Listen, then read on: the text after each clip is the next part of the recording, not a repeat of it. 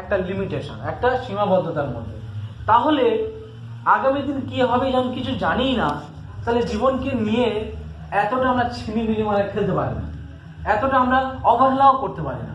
তাই যদি জীবনের বিষয়ে ফিরে আসি, এখানে প্রভু যীশু খ্রিস্ট যখন এই সমস্ত কথা লোকেদের বলতো, একজন ব্যক্তি প্রভু যীশুর কাছে আসে, আর প্রভু যীশুর কাছে এসে বলে, গুরু বলে সম্বোধন দেয়, বা আমরা যেরকম বলি মাস্টার মশাই বা যাই কিছু আমরা বলি, যে উনি লোকেদেরকে শিক্ষা দেয়, যেমন যে সম্মান করার জন্য, সম্মানার্থে, যে যদি জীবন পেতে হয় অনন্ত জীবন, অনন্ত জীবন যেমন আমরা বলি, অনন্ত জীবন মানে একটা হচ্ছে স্বর্গ, একটা নরক, দুটো স্থান আছে।